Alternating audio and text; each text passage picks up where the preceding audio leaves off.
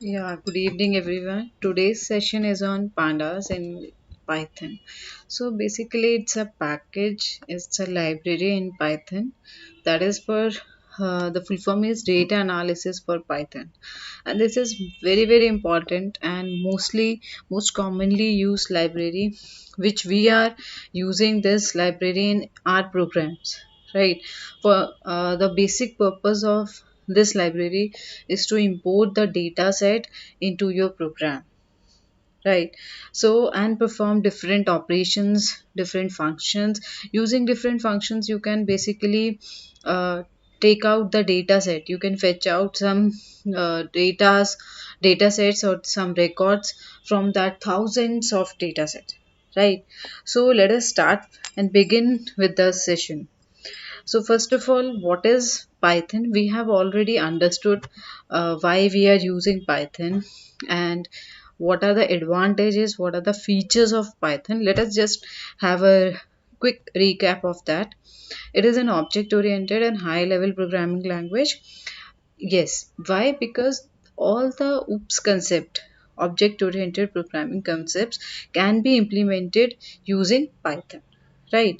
Then again, it contains used as an scripting language to connect existing components together. So you have different components using this scripting language. Using this language, you can connect with the existing components too. It is very simple and easy to use. Even there are not complex or some difficult syntax that you need to remember or you need to learn and then you can implement. So it's a very easy language and you can use it. It is very simple to use, right? And simple to learn also, right? Support modules and packages. Yes, the main advantages it is going to offer, it is offering number of packages which can be used for various application, for different applications, right? Suppose we will be later on, we will have some sessions on numpy, we will have some sessions on pandas, we will have some sessions on data visualizations. That means we will be using matplotlib package, right? Python interpreter and extensive standard libraries are free. So this is the main advantage, this is the main characteristics. The language is basically providing you a huge set of library with no charge, right? You can download it, you can use it, you can process it, like you can import the data set, you can manipulate that data set, you can have operations on that data set, but if by using the different packages that are offered by Python, right? So let us see what we have in our pandas, right? So pandas are data analysis for Python.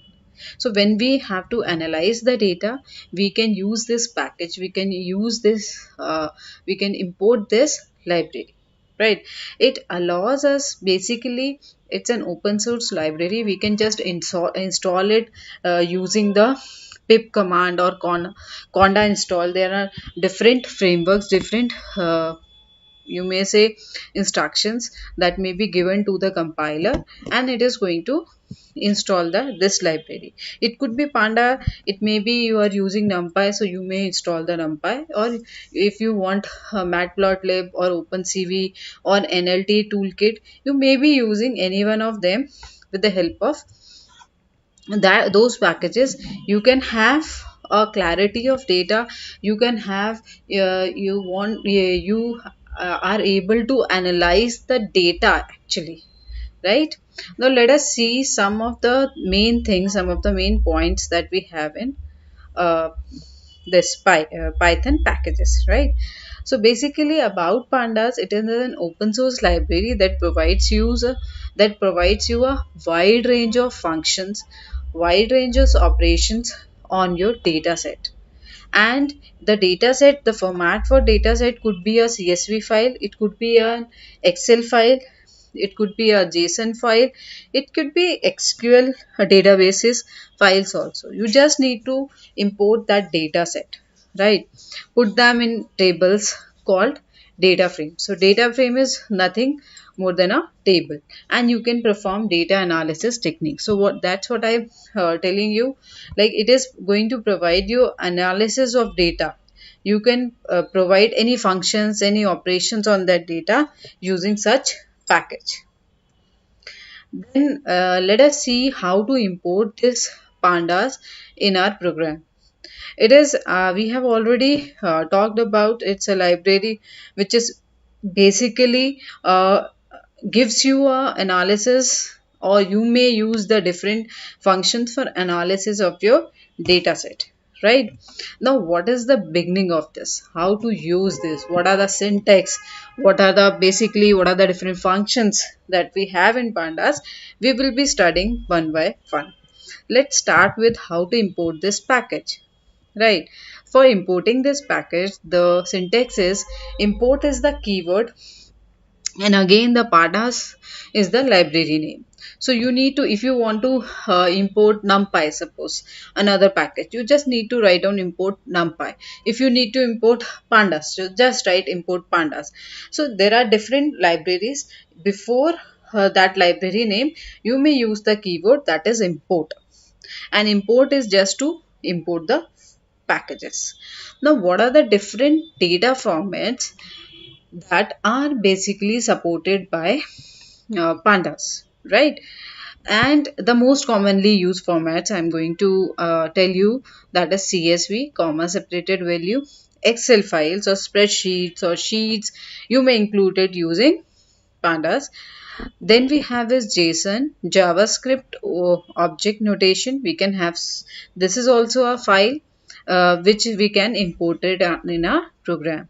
Then we have structured query language, which is basically used for accessing the records from the database tables. And there are many more options also through which we can analyze our data. Let us start with a simple examples of these files.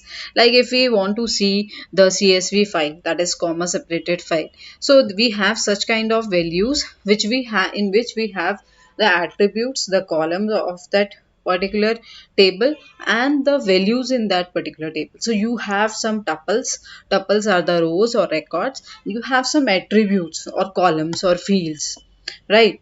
And basically the values are separated by commas. That's why the name is itself, like it is comma separated values. So values are separated by commas, right? Then we have Excel sheet. Most of us are using this Excel sheets for maintaining the data set. So you have some attributes, and then accordingly we will be having some records in our database table. Then we have some JSON file, like you may have a structure kind of thing, or you may have a list kind of thing where you are storing the data, right? Then we have a SQL query through which, like you can take any of the record, you can fetch out any of the record by just typing the SQL query, right?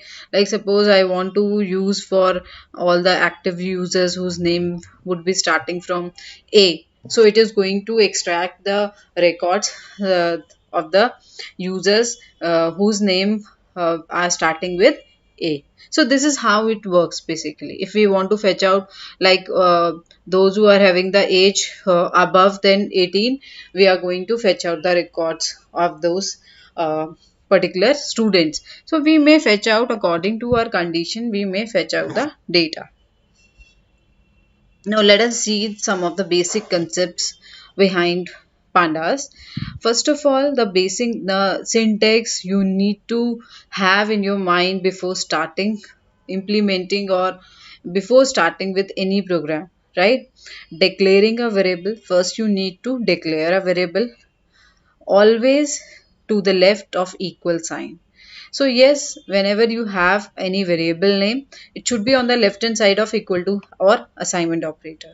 File name can use double quotes or a single quote. Now data frame, I told you a data frame is nothing but a table kind of thing. So it's a table which is containing some records. So you have given the variable that is data frame equal to pd dot read. Now pd dot read is a pd is again a alias name for pandas, and dot read underscore excel. So you may be using an excel file, you may be using a json file, you may be using a csv file. According to your extension, according to your file format, you have to select the reader as well, right? Like reader is going to select, is going to read that particular file in a, which is like given in the comment box, which is given in the your parenthesis, right? So you have given it like in parenthesis, you have given file name dot xls. Why? Because you are using an excel sheet, right? And then you may specify the sheet name also. So let us take one example. File name equal to file name dot xls. You may give like this also. Why? Because you may be having like that file on your system, so you need to save it. There are different other commands also, like wget for directly, or url for directly accessing the file using url command. So there are different syntax but if for importing the data set as well. So these are some example, like sheet name you may give it as double quotes or in single quotes. You may specify the sheet name also, and then put it in the this same command. Then we have our how to import pandas, right? For importing the pandas, we have the first command to call that library, to give the alias name. So the syntax is import pandas as pd.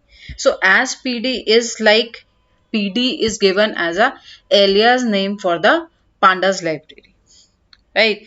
And it may be like in your program you need not have to type the whole pandas name, you just need to take the alias name, right? Like that is pd. So by pd, just typing pd, you may directly include that package. Now after this, you may be importing your file name, you may be reading your file name. How to use that? Just taking a data frame or df, you may take any variable name that suits you because it is user defined, right? And pd is what?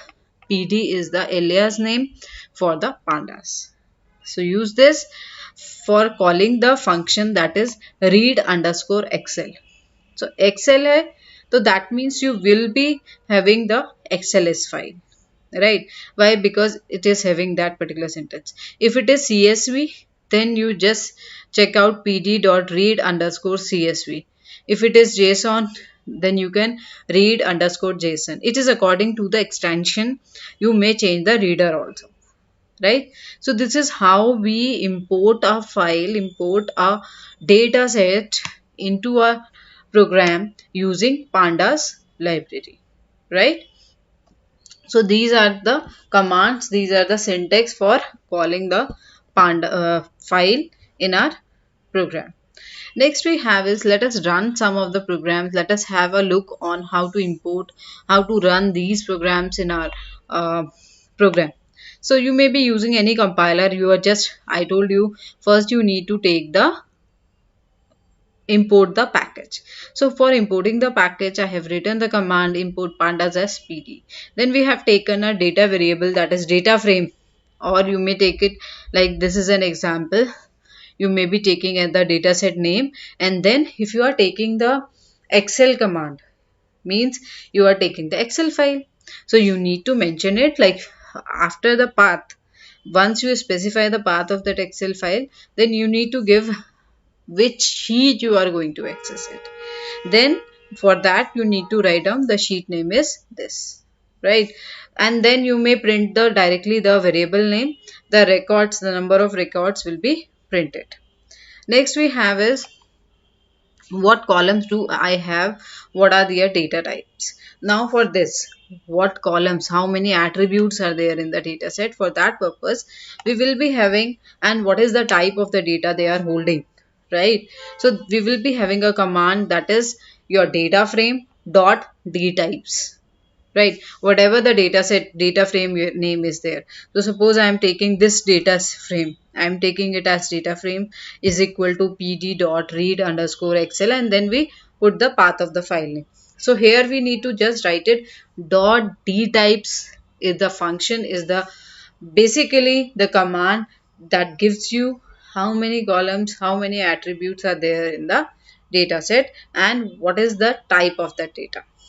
Then what are the characteristics of data? Let us see how many columns and records do I have. For that I may be using the shape command, right? So again, data frame dot shape you are going to use for checking out how many records and how many columns or attributes are there, right? Now the previous command was what are the data types and what are the columns. Again in this also it gives you, the shape command is going to give you the data, it is not going to provide you the data types, it is only going to provide you the column names and how many columns are there and how many rows are there, right? The shape commands works like this. Then we have is, can I do a count of different values within a column? Yes, using value underscore counts command. We may be using this command for counting the values within a column, right? Like suppose we will be having in one column we will be having some values, in second column we will be having some values, so it is going to count that and give you the results. Then how to import a data set, like I have shown you earlier also, how do I import an CSV file. Earlier we have imported the Excel file. Now let us see how we import a CSV file. Just take a data frame and data frame is equal to pd dot read underscore CSV. So this is CSV, talks about the comma separated value files, and this reader is going to read the that particular file which you have enclosed within your double quotes or single quotes and give the file path, right? And then you just type data frame, it is going to print the records on the screen. Then these are the basic commands, right? These are the basic commands that we have in our pandas library. The first is how to import the file. Like suppose I am having a file that is JSON, right? So how we are going to import that? We will be writing data frame is equal to pd dot read underscore JSON, and then within a file path you may specify the file path dot JSON with the JSON extension. So this is how it works actually, right? Once you have specified the reader, the type of the file, the type of the file format, and then we go to the file path.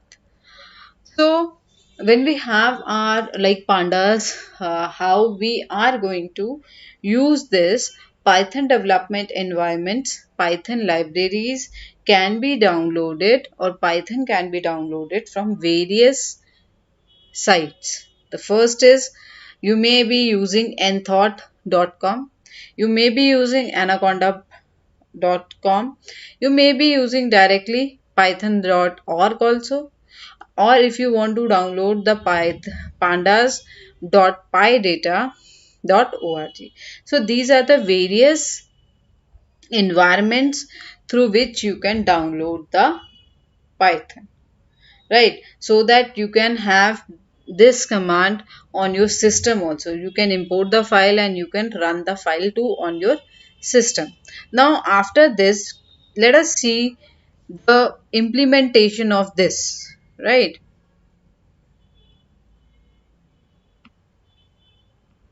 Now suppose I want to have a Python package on my system. So I may be using Anaconda prompt for this. So how to install that part, how to install Python on my system, I'm going to have an anaconda.com that I have just shown you, and clicking on this and selecting the individual edition that is offering under different operating systems. It may be for Apple, it may be for Mac iOS, it may be for Windows. So once you are on this side, No, what is the advantage? It is a open source individualization. You need not have to pay. This is not a basically fee charge, or it is charging any fee for downloading the package. You just click on this, it is going to one exe is going to be downloaded, and you can have all the libraries once you have. Like, I am using anaconda prompt, so this is anaconda prompt. Once you download it from here, just run all the steps. By default it is storing in the C drive only. Just go through that part, and then you can open it by typing in the search bar, or and then call out the anaconda prompt and open it. Like, once you open it, a browser will open. Like, I am going to use the Jupyter notebook. Right, now you can open the Jupyter notebook. It has the Python compiler. Python 3 is the default compiler of Jupyter notebook. So you have some folders in this. You may directly switch to Python 3. So Python 3, again I am repeating, is the default compiler for the Jupyter notebook.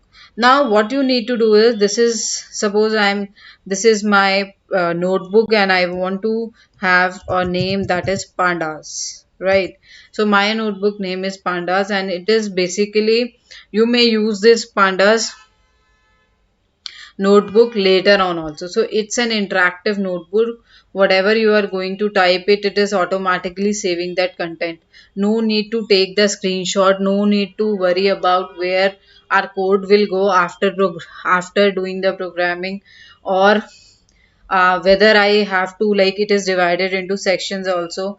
If you have different programs, like today I have completed some program, tomorrow I am coming and doing some program, so I may be adding the sections, and at the same time you may save it.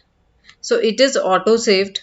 Sometimes you may face a problem like your program is not running. Just what you can do is go to the kernel and restart the kernel.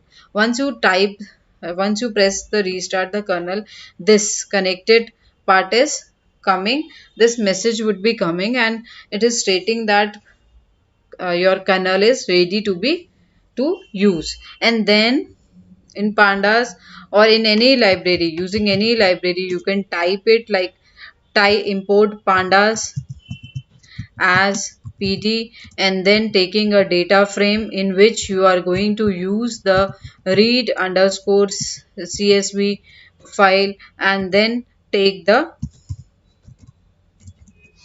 then call out the different data sets. Like, suppose let us see, in my C drive, um, I may be having some data set in my C drive, that is gold.csv. So it is like, whenever you specify this thing, you need to have it save the database data set. Now from where you are going to download the dataset, this is very important. In the last lectures I have told you how to download the dataset. Just go into the website, that is data.gov.in, and it provides you an open source free of cost datasets of various applications. Like, suppose you need the dataset for healthcare, education, or startups, any kind of data you may find it. Just type it here, I want healthcare dataset, suppose related to health.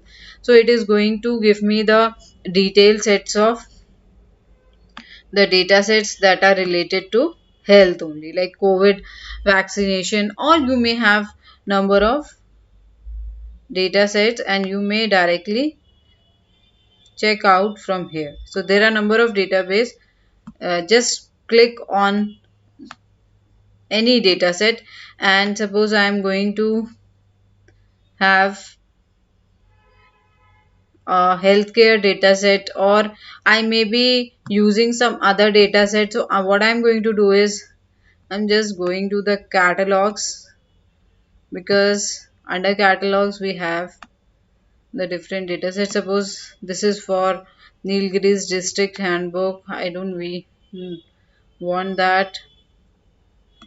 Suppose I want agriculture policy, some type of data set is there under this section. Let us see. And then I need to, what I have to do is, you may choose any of the format. If you want XLS, you may download it with XLS. If you want to download with JSON, you may download JSON. XML and CSV is the, you may have CSV. It is not going to ask you for any other information. Just submit it. Now email IDs are important, otherwise earlier it was not taking the email ID too. Right, nowadays it is asking. Earlier it was not asking. Now once you have done with that, you can see on my screen the data set is downloaded.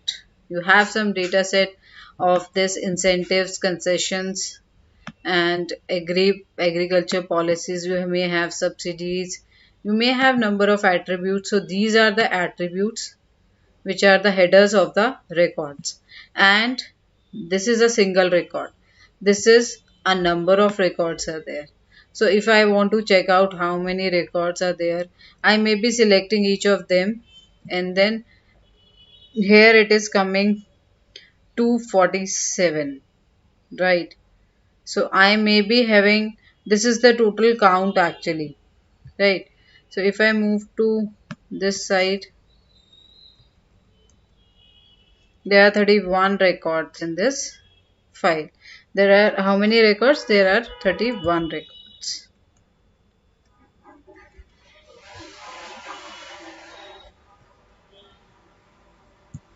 So you may check out, there are 31 records in this file, right? This is how we basically download the data set and use that data set. Now I'm going to save this data set in the C drive or where our Jupyter notebook is saved, and then what I have to do is that I have already shown in the program. You just need to include the file name here. The first command is import pandas as PD, and like I have downloaded the CSV file, so I may be taking the CSV reader and then giving the path here, right? Like what we are doing in our this Jupyter notebook. So you may check out, I have first of all imported the library, the package, and then I have given the command to take this file in a database table, that is a data frame, and CSV file that contains the price of the gold, right? And then I'm going to take the data types, I'm going to check out the shape. I may be using any of the functions which we have discussed just now. So hope you have understood each of the command, each of the syntax, and you may be running on your system. So before running on your system, you need to get the Python. So I told you how to get the Python. You need to just visit this site, that is anaconda.com, and according to your operating system, you may directly download it. Just select the uh, operating system and then you can download the individual edition. So and then just run that exe and get the Python installed on your system.